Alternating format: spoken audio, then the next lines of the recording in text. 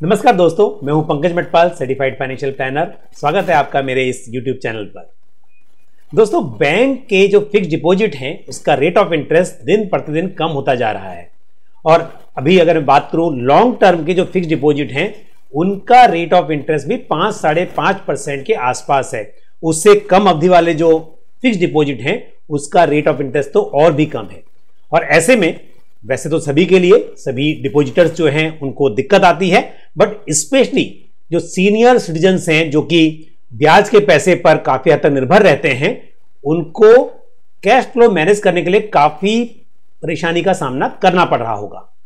तो ऐसे में स्वाभाविक है कि जो दूसरे विकल्प हैं उनकी तलाश की जाती है और ऐसे में बॉन्ड्स काफी अट्रैक्टिव हो जाते हैं, क्योंकि जो बॉन्ड्स होते हैं यहां पर कॉर्पोरेट के बॉन्ड्स भी अवेलेबल हैं। उसके अलावा central government, state government, municipal government और पब्लिक सेक्टर अंडरटेकिंग्स जो हैं उनके बॉन्ड्स अवेलेबल हैं।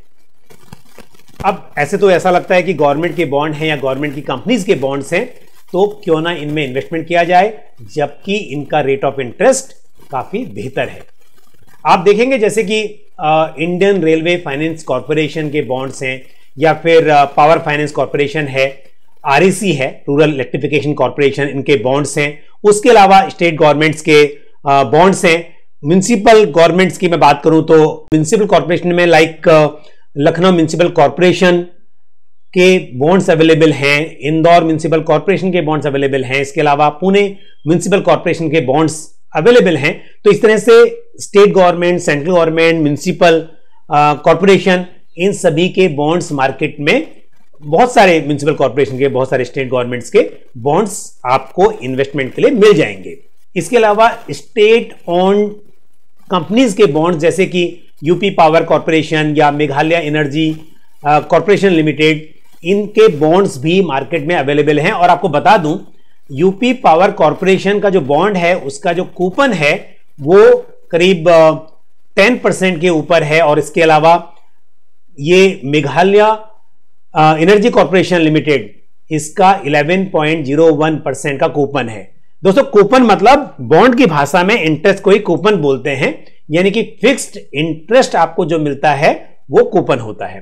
तो अब आप देखिए, एक तरफ आपको 10%, 11% का कूपन मिल रहा है, सालाना इंटरेस्ट मिल रहा है, और एक तरफ बैंक आपको फिक्स्ड डिपॉजिट पर 5%, 5.5% का ब्याज दे रहा है।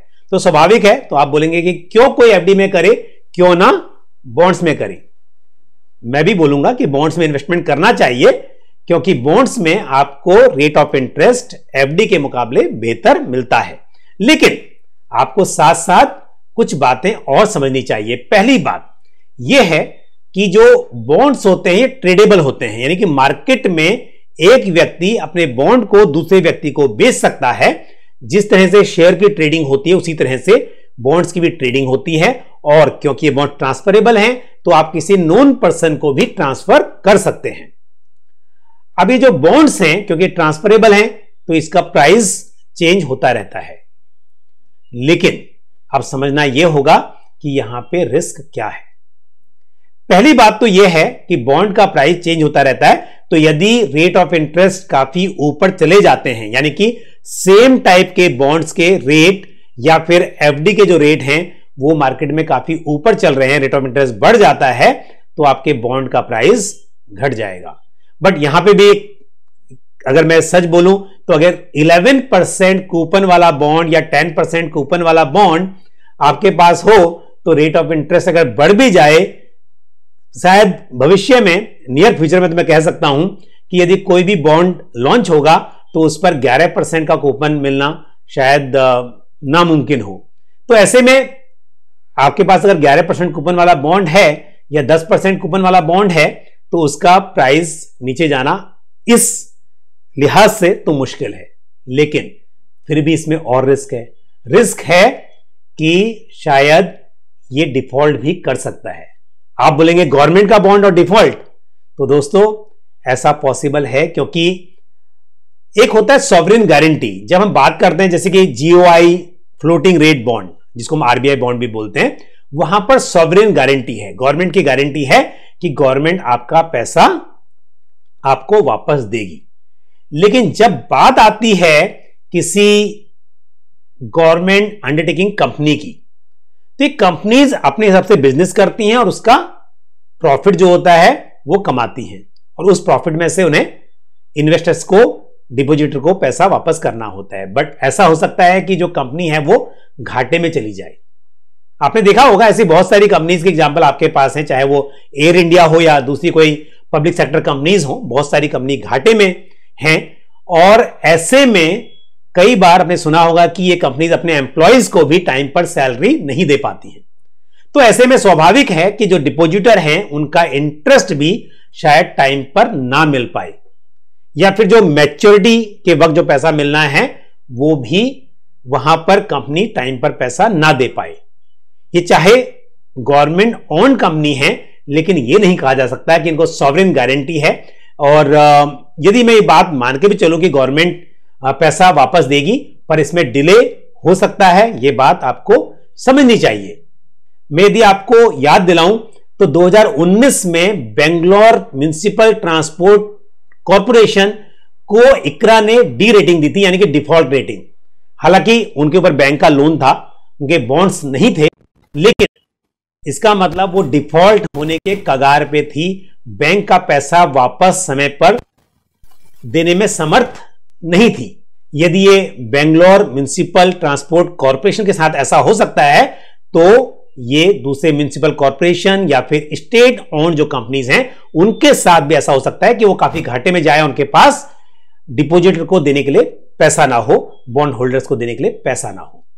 तो अब एक तरफ यह है कि आपको अच्छी यील्ड, अच्छे रिटर्न्स मिलने की संभावना है, और दूसरी तरफ यहां पर यह भी रिस्क है कि गवर्नमेंट ओन होने के बाद भी शायद समय पर पैसा ना मिल पाए। तो कैसे सिलेक्ट करें? तो दोस्तों सीधी सी बात है, पहले तो अपना रिस्क एपेटाइट देखें, क्योंकि जब बैंक की एफडी आप लेते हैं तो एफडी पर रेट ऑफ इंटरेस्ट कम मिलता है, लेकिन एक बात को मालूम है कि जो बैंक में 5 लाख तक का डिपॉजिट होता है वो deposit insurance and credit guarantee corporation से इंश्योर्ड होता है। यानी कि यदि बैंक डिफॉल्ट होता है, बंद हो जाता है, तो उस केस में भी आपको 5 लाख रुपए तक आपके जरूर मिलेंगे। हालांकि अगर बात करूं कि पब्लिक सेक्टर बैंक्स या फिर जो प्राइवेट सेक्टर बैंक्स हैं, नॉन बैंक हैं, बड़े रिनाउंड बैंक हैं, उनका बंद होना नामुमकिन है या बहुत मुश्किल है, फिर मेरी सलाह यह है कि आप किसी अच्छे बैंक में ही एफडी खोलें। बट एफडी का कंपैरिजन अगर हम बॉन्ड से कर रहे हैं, तो यदि आप बॉन्ड में इन्वेस्टमेंट कर रहे हैं तो ऐसे में आप ध्यान रहे कि बॉन्ड्स की रेटिंग जरूर देखें। ये बॉन्ड्स को इकरा, क्रिसिल या ब्रिक इस तरह की रेटिंग एजेंसीज रेटिंग देती हैं, और अच्छी रेटिंग वाले जिसकी AAA या AA+ इस तरह की रेटिंग हो, उसमें ही आप इन्वेस्ट करें तो आपका पैसा ज्यादा सुरक्षित रहेगा। मैं यदि बात करूं आपसे मेघालय एनर्जी कॉर्पोरेशन लिमिटेड की, क्योंकि मैंने आपको बताया कि इस पर 11.01% का कूपन है, लेकिन इसकी अगर रेटिंग आप देखेंगे तो इसे A- की रेटिंग दी हुई है इकरा ने, जबकि यह मेघालय गवर्नमेंट की फुल्ली ओन्ड कंपनी है। तो ऐसा नहीं है कि गवर्नमेंट ओन्ड कंपनी है तो कंपनी प्रॉफिट में होगी, वो डिफॉल्ट नहीं कर सकती। आपको उसकी रेटिंग देखना बहुत जरूरी है। यदि इसकी रेटिंग A- है तो दोस्तों इसका मतलब यहां पर रिस्क ज्यादा है। तो आप जब भी किसी गवर्नमेंट ओन्ड कंपनी के बॉन्ड्स में इन्वेस्टमेंट कर रहे हैं या फिर आप म्युनिसिपल कॉर्पोरेशन के बॉन्ड में इन्वेस्टमेंट कर रहे हैं, तो ध्यान रहे उसकी रेटिंग जरूर देखें, किस तरह की रेटिंग है, और समय समय पर उसका रिव्यू भी करते रहें। आप बॉन्ड्स को समझें। बेशक एफडी के मुकाबले में बॉन्ड्स में इन्वेस्टमेंट करना आपके लिए फायदेमंद हो सकता है, लेकिन सोच समझकर निवेश करें और सिर्फ रिटर्न्स के लालच में अपना कैपिटल दांव पे ना लगाएं। तो दोस्तों मुझे उम्मीद है जानकारी आपको पसंद आई होगी। इस वीडियो को लाइक करना ना भूलें और अधिक से अधिक को शेयर भी करें। कमेंट बॉक्स में अपने सवाल, अपने सुझाव पोस्ट करना ना भूलें। आपके सवाल के उत्तर देने में कभी कभी देरी हो सकती है, लेकिन मेरा वादा है आपको आपके सवालों के जवाब मैं जरूर दूंगा।